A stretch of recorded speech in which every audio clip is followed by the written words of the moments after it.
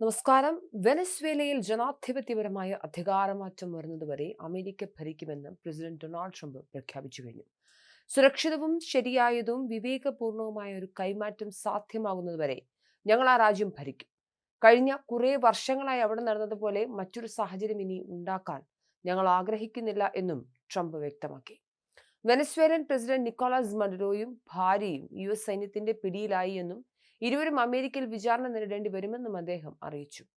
S ഐവോ Jima എന്ന യുദ്ധക്കപ്പലിൽ മഡുറോയെ ന്യൂയോർക്കിലേക്ക് കൊണ്ടുവരുന്നതിന്റെ ചിത്രവും Trump പുറത്തുവിട്ടിരുന്നു. ഹെലികോപ്റ്ററിലാണ് മഡുറോയെയും ഭാര്യയും യുദ്ധക്കപ്പലിൽ എത്തിച്ചതെന്നും അദ്ദേഹം പറഞ്ഞു. നീതി നടപ്പാക്കുന്നതിന് വേണ്ടി ശക്തമായ ആക്രമണമാണ് നടത്തിയതെന്ന് അവകാശപ്പെട്ട ട്രംപ് മഡുറോയെയും ഭാര്യയെയും സൈന്യം പിടികൂടുന്നത് രാത്രി ഒരു ടെലിവിഷൻ ഷോ കാണുന്നത് പോലെയാണ് താൻ കണ്ടതെന്നും വെളിപ്പെടുത്തി.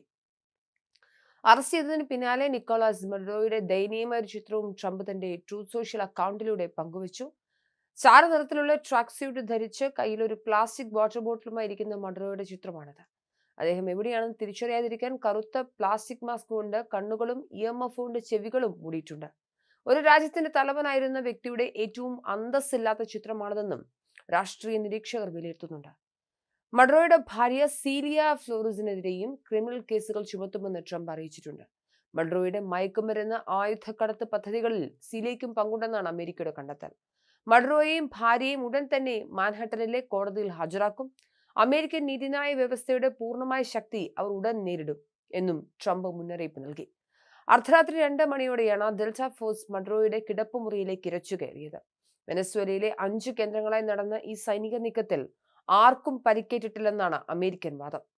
എന്നാൽ കാരക്കസിൽ നടന്ന സ്ഫോടനങ്ങളിൽ നിരപരാധികൾക്ക് മാരകമായി പരിക്കേറ്റുവെന്ന് വെനസ്വേലൻ അറ്റോർണി ജനറൽ താരിഖ് സാബ് ആരോപിച്ചു. വെനസ്വേലയിൽ ഭരണമാറ്റമുണ്ടാകുമ്പോൾ നോബൽ സമ്മാന ജേതാവ് മരിയ കൊറീന മച്ചാഡോ പ്രസിഡന്റ് അയക്കുമെന്ന് സൂചനകളുണ്ടെങ്കിലും വാർത്താ സമ്മേളനത്തിൽ ട്രംപ് അവരുടെ പേര് പരാമർശിച്ചിട്ടില്ല.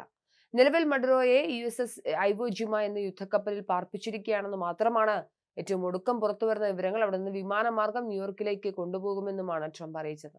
കാരക്കാസിൽ നിന്നും ശനിയാഴ്ച പുലർച്ചെ ഉറങ്ങിക്കിടക്കുമ്പോൾ മഡുറോയെയും ഭാര്യയും പ്രത്യേക സൈനിക വിഭാഗം നാടകീയമായി പിടികൂടിയതിന് മണിക്കൂറുകൾക്കുള്ളിൽ തന്നെ ഫ്ലോറിഡയിലെ പാം ബീച്ചിലുള്ള തന്റെ മാർ എലാഗോ കൺട്രി ക്ലബിൽ വെച്ച് നടന്ന വാർത്താ സമ്മേളനത്തിലാണ് ട്രംപ് ഈ വിവരങ്ങൾ വിശദീകരിച്ചത്. യുഎസിലേക്ക് അനധികൃത മയക്കുമരുന്ന് ഒഴുക്കുന്ന കാർട്ടലിന്റെ തലവനാണ് മഡുറോ എന്നും മയക്കുമരുന്ന് കടത്തും ആയുധക്കടത്തും ഉൾപ്പെടെയുള്ള കുറ്റങ്ങൾ അദ്ദേഹത്തിനെതിരെ ചുമത്തിയിട്ടുണ്ടെന്നും ട്രംപ് ആരോപിച്ചു. വെനസ്വേലയിലെ സൈനിക നടപടിക്കായി കാലാവസ്ഥ മെച്ചപ്പെടുത്തുന്നതിന് 4 ദിവസം കാത്തിരുന്നതായും ട്രംപ് പറഞ്ഞു. ഓപ്പറേഷനിടെ ചില സൈനികർക്ക് പരിക്കുകൾ സംഭവിച്ചെങ്കിലും മരണങ്ങളൊന്നും ഉണ്ടായിട്ടില്ലെന്നും അദ്ദേഹം ഫോക്സ് ന്യൂസിനോടും പ്രതികരിച്ചിട്ടുണ്ട്. ലഹരിമരുന്ന് കടത്തും ആയുധ ഇടപാടും അടക്കമുള്ള ക്രിമിനൽ കുറ്റങ്ങൾ ചുമത്തി മഡുറോയെ ൽ വിചാരണ ചെയ്തേക്കുമെന്നും റിപ്പബ്ലിക്കൻ സെനറ്റർ മൈക്ക് ലീയെ ഉദ്ധരിച്ച് BBC റിപ്പോർട്ട് ചെയ്തിട്ടുണ്ട്.